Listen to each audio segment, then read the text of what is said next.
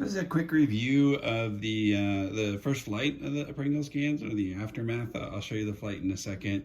A couple things I wanted to point out first, though, is the shock cord, started as zipper. It didn't actually zipper. The Pringles can turned out to be pretty strong, and that's because the delay was too long. It nosed over, which a lot of these short rockets seem to have a tendency to do.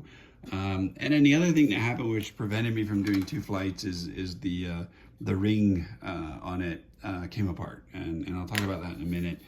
The nose cone actually flies off. You can see that in the video too.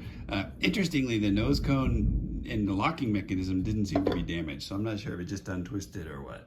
2, 1, mark.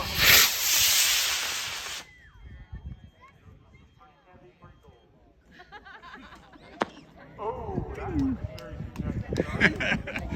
There's two pieces. Cameras back towards us. Heads up. We're going to be Pringles.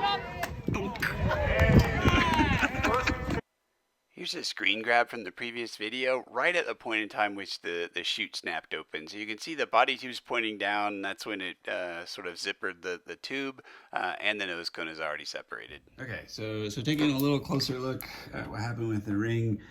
Again, the little bumps are fine. The top of it is okay. It separated,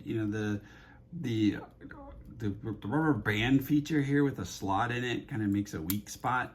And also I only had 2 layers of PLA Plus in a couple of the thinner sections. So I went ahead and made some quick changes. Basically what I did was I reduced the size of the inner hole so that now there's 3 layers in there. And I also added some more material around the area of the slot. So I think that's going to make it plenty strong. It added a few grams of weight, which is no issue, especially since it's up towards the nose of this rocket anyway.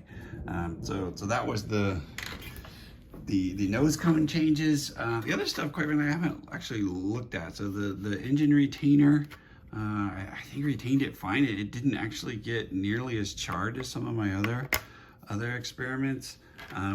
One thing that I already found when I started prepping this rocket is it's kind of, the engine kind of sits indented in there, which is a bit annoying. But I can still get a hold of it, so that's the D engine. It's interesting that the PLA, which is so, basically, the heat is your enemy here, it does seem to stand up pretty well to the short, brief ejection charges. So I'm pretty happy with that and the way that looks. And similarly, I have the ring. I don't think there's any way you're gonna be able to see it, but I have the ring inside there to protect the inner tube. And that turned out to weigh at two layers of thickness around it. And a 24 millimeter tube, it turned out to weigh about 1 gram a centimeter. So that's a 10 centimeter tube in there that kind of goes above the engine. And I think that worked out pretty well. So the Firefly mount worked out well. The whole shock cord situation is kind of ungainly, especially with the fact that it could get trapped between these standoffs and that. So I'll think about that for future stuff and future designs, but that's about it. So I'm gonna go ahead and put this printed ring on it and put it on the shelf, because I got a lot of other stuff I want to try before NARAM coming up in 2 weeks. See ya.